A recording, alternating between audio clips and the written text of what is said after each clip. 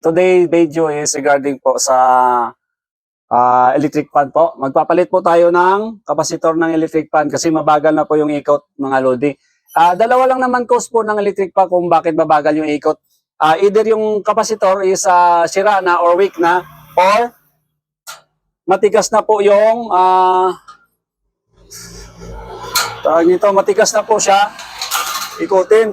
So pag inikot po siya na matigas na po, ibig sabihin, maigpit na po yung busing sa loob. So, kailangan palitan yung busing. Pero sa case na ito, mga lodi, smooth naman, malambot naman siya ikutin. So, kapasitor po yung sira niyan, mga lodi. Pag yung electric fan, mabagal na po yung ikot. Hamba nito, ito, mga lodi. Ayan, naka number 3 na po. Pero ang bagal po ng ikot. Ayan, ang bagal ng ikot, mga lodi. Parang nasa number 1 lang. Ayan, mabagal. Naka number 3 na pero mabagal yung ikot, parang number 1 lang. So yung sira niyan, mga lodi, kapasitor. So magpalit po tayo ng kapasitor. So available din po yung kapasitor dito sa akin kung kailangan nyo mag-order. Wala pa pong 100 yung kapasitor. Dalawang klase lang naman mostly yung kapasitor ng electric fan, mga lodi. 1.5 UF at saka 2 UF. Yun yung pinaka-common na number ng kapasitor, mga lodi. So kahit di kayo electrician, pwede po kayo magpalit dito. Dahil wala naman pong polarity, kahit magbaliktaran yung pagkabit nyo nito, okay lang, mga lodi.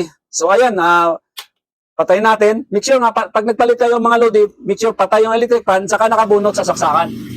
Ayan. Ayan, mga lodi, So ayan, magpalit po tayo. Kailangan ko ng screwdriver. Please.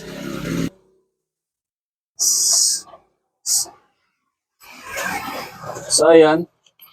Tanggalin natin dito sa likod. Ganyan. Tapos makikita na po natin yung kapasitor. Ayan po.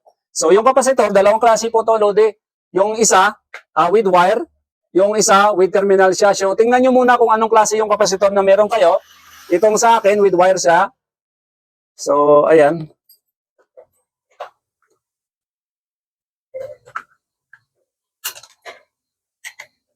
Basag na. Basag na yung cover. Sira na yung cover niya. Sa sobrang kalumaan. So, ayan, sa sobrang kalumaan, basag na yung cover, brittle na, pero okay pa yung motor, maganda pa yung winding ng motor, malambot pa ikutin, ayan, okay pa, hindi pa stuck. So, kapasitor lang talaga yung problema niyan. So, putulin nyo lang, make sure tanggal yung saksakan, lalo pag hindi kayo electrician, ayan, nakatanggal sa saksakan, be aware lagi. So, putulin lang natin, ayan. So, wala po yung polarity. So kahit hindi kayo electrician, pwede kayo magpalit. Pero as possible, kung mayroon kayo kilala electrician, mas maganda sa electrician nyo na iutos. Pero kung creative naman kayo, hindi naman siya delikado. Tingnan nyo lang yung ginagawa ko.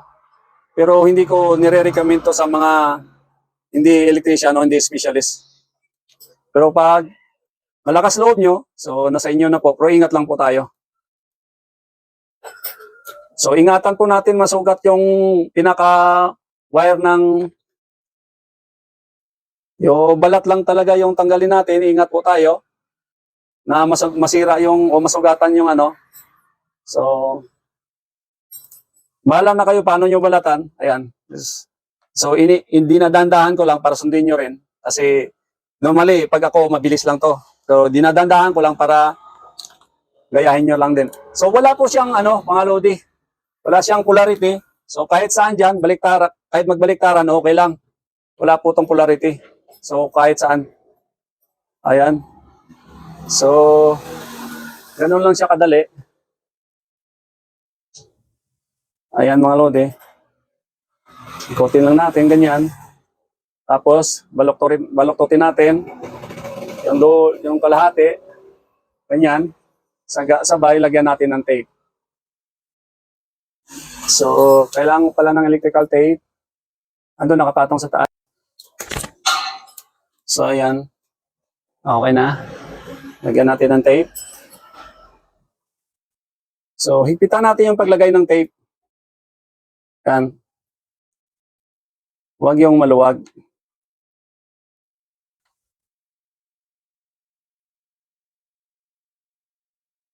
Medyo ingat tayo na hindi mahila yung wire sa loob. Kasi pag mga ganitong luma, brittle na yung yung mga tali niyan saka wire. So baka mapigtas yung wire nyo at saka maputol. So ganyan lang.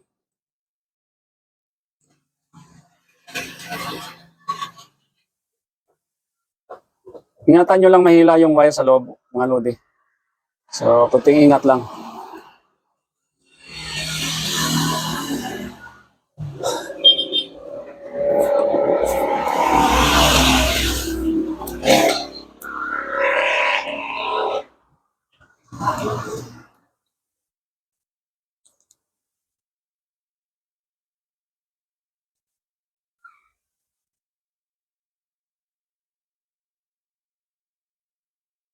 So, ayun, tapos na.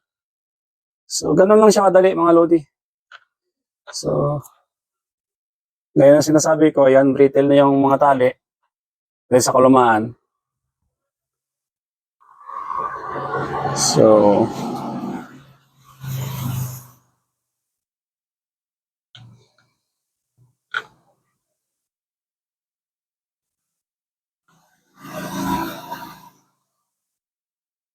dito na lang ako maglagay.